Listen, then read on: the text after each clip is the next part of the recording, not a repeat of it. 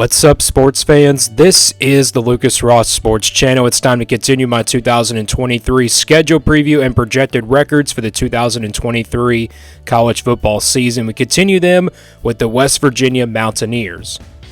Here's the schedule last year for this West Virginia team. The overall record in 2022 was 5-7 for this West Virginia team. So they kind of had an up and down year last year. Of course, missing out on a bowl game, just coming up short of a bowl game. But I thought this West Virginia was a little bit decent last year, but let's take a look at the schedule from last year. Look at who they played in the non-conference. They played Pittsburgh, Townsend, and Virginia Tech. So they had two non-conference teams out of the ACC from last year. They ended up defeating Virginia Tech there on that schedule. Of course, Virginia Tech didn't really turn out to be as good as we think they were going to be, and they lost that really close one to Pittsburgh to begin out the year. So they had a pretty tough non-conference schedule last year. They had a really tough stretch there from October the 22nd to, November the 5th, losing to Texas Tech, TCU, and Iowa State. However, I think West Virginia, this team could have probably finished 6-6 last year if they did get a win there against Iowa State. I think that was probably their best chance, to make it to a bowl game because they ended up beating all these other teams on the schedule. But anyways, a 5-7 record last year for this West Virginia team. Let's now look ahead to 2023. Here's a schedule for West Virginia heading into 2023, and you see who they'll play in the non-conference. They'll play Penn State on the road on September the 2nd. Out of the Big Ten, this will be a really interesting non-conference game to kick off the year, and a tough non-conference game to kick off the year for this West Virginia team, a team that just went 5-7 last year. And, that's a really tough game there. And Penn State, obviously one of the best finishing teams from a year ago. And then you got Duquesne here on September the 9th. Then you play Pittsburgh. So they got two Power 5 teams once again in the non-conference. It's kind of similar to last year's non-conference schedule. They do get a cupcake game there in week number 2, but they do have to play Penn State and Pittsburgh both on the schedule. You have to play an ACC team. They will get Pittsburgh at home this time, but they do have to play a Big Ten team in the non-conference, and that's Penn State on the road. So, and again, they will play almost every single Big 12 team on this schedule. So the non-conference schedule, like I said, is kind of similar to last year for this West Virginia team. Let's go game by game now for this West Virginia team. So they'll start the season off with their 3 non-conference games. They'll get Penn State here on the road on September the 2nd. That's going to be a really tough road game there. Then they'll play Duquesne here on September 9th. Then they'll play Pittsburgh here at home. Like I said, last year, close game. Very winnable game, I believe, for West Virginia because it is home game, and I think, they have a really good shot to win that game perhaps. Then they'll open up Big 12 play against Texas Tech here on September the 23rd, a decent Texas Tech team from last year. Then they'll play TCU after that on September the 30th, and then they'll play Houston on the road as well. So you get back-to-back road games here with TCU, and then, of course, the newcomer in the Big 12, that's Houston. This will be a Thursday night game on October the 12th, I believe. So you get back-to-back road games here early part of the season, and then they'll play Oklahoma State after that on October the 21st, a team they beat last year. And then they'll play UCF here on the road on October the 28th. So they get two newcomers in the Big 12, both on the road. They have to play Houston and UCF both on the road here in the middle of October.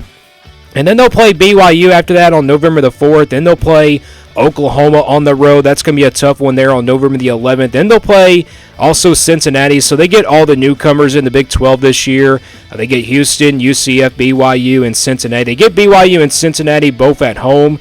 And they get Houston and UCF both on the road. And then they'll end things out here on November the 25th with Baylor on the road. So the schedule overall for West Virginia is not too bad. It's a very, winnable schedule for them. The good news is they don't have to play Texas or Kansas State on this schedule. Kansas State, obviously, the defending Big 12 champions, they don't have to play them on the schedule. And then you don't have to play Texas, which is a team that, has a lot of hype coming into 2023. I think the schedule is still overall tough because we don't really know how good this West Virginia team is going to be. And plus, that non-conference schedule makes it a lot tougher for this West Virginia team. Let's now get to the projection for this West Virginia team. And this is the scale I use once again for my projections. And like I said, if it's a 1% game, these are games where West Virginia has no chance of winning. 20%, there'll be about a couple touchdowns of underdogs. 40%, there'll be a heavy underdog in, about a touchdown. 50-50 games, these will stay in the white. Games where they can go either way.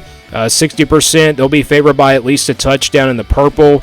And then the blue games, these are going to be games where they're going to be favored by at least a couple touchdowns, double digits in anything. So, and then the green games here, the 90%, these are games where West Virginia is going to be favored by more than 3 touchdowns. So we're going to start with the easy wins here for this West Virginia team. You might not see any of those purple or blue games on here, but we're going to start with the easy wins here for this West Virginia team. And I think you got one game there on the schedule. That's Duquesne here on September the 9th. I think this is the only easy win for West Virginia. It would be a really big surprise and really big shock if they did lose this game. And you can imagine West Virginia starting out 0-3 on the year. If they do lose these 2 non-conference games, there's a very good chance they maybe could start out, maybe 2-1, maybe 1-2. But, if they go 0-3 to start out the month of September, that will be really tough for them. But I think, West Virginia should take care of business in this game. This is a game that's over 95%. And like I said, I don't have any blue or purple games here on this schedule for West Virginia just based off of where they were last year. So we'll now go to the games where they're going to be underdogs in. I don't have any red games here, but I do got some orange games. So we'll start with those games here. And I think you got 2 of those on the schedule, Penn State and Oklahoma, both on the road. These are probably their toughest road games here on this schedule. Penn State, obviously, out of the non-conference, is their toughest one. And then you got Oklahoma. I think this is their toughest road game here in the Big 12. Besides TCU and Houston and also Baylor, I think Oklahoma would be their toughest road game in Big 12 play. But Penn State, obviously, playing them on the road, I got to put this one in the orange.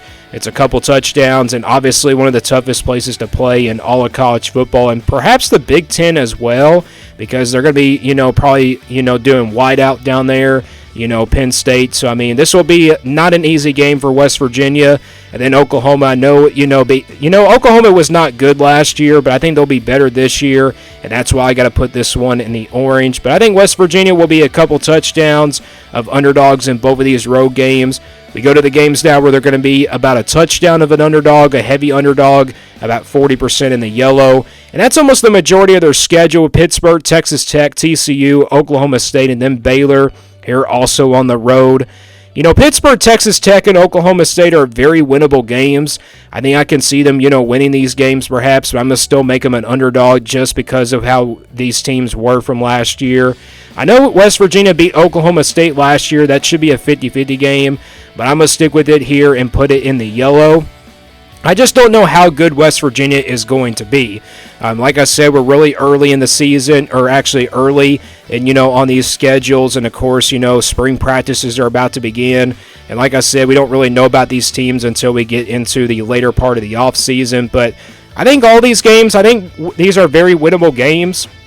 They're not 50-50 games, but I think they are very winnable games here for West Virginia in the yellow.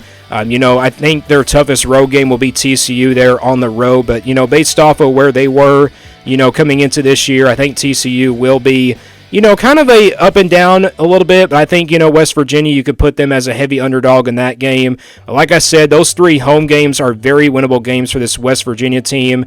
And all these games right here could switch to 50-50 games by the time we do those predictions in the month of May. But the rest of the games here for West Virginia, Houston, UCF, both on the road, and then BYU and Cincinnati. All these newcomers in the Big 12. These are all 50-50 games, I think, for West Virginia. I think these will be their games that can go either way. Houston and UCF are both on the road, and then you got BYU and Cincinnati both at home. So you got 4 winnable games here for West Virginia. It's a possibility they can win all 4 of these games. It's a possibility they lose 2 of those games, both on the road, or maybe they lose one of those games at home. But I think all these games, you can put them in the 50-50 category. Just don't know how good Houston's going to be. We don't know how good all these newcomers are going to be in the Big 12, but we don't know how good this West Virginia team is going to be. We don't really know what they're going to look like just yet, and that brings me to my projection now. So let's now get to the projected record for this West Virginia team. Not my official prediction. This is simply a projection based on this schedule.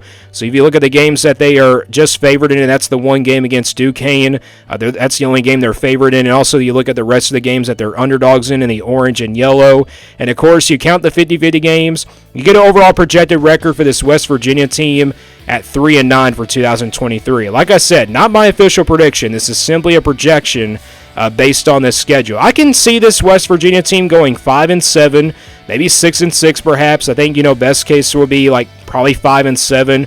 4-8 is also possible, but it's a possibility this West Virginia team can go 7-5. But like I said, those yellow games, they will probably switch to 50-50 games by the time we do those predictions in the month of May. And I can see this team maybe going 5-7 or 6-6, but the projected record, based off of where West Virginia was last year and based off this schedule, comes out to be 3-9 for 2023. But that's my overall projected record for this West Virginia team for 2023 at 3-9. Let me guys know what you think about this West Virginia team down in the comments below. And what do you think their best case scenario is? What do you think their worst case scenario will be in 2023? And stay tuned here for more sports content on the Lucas Ross Sports Channel.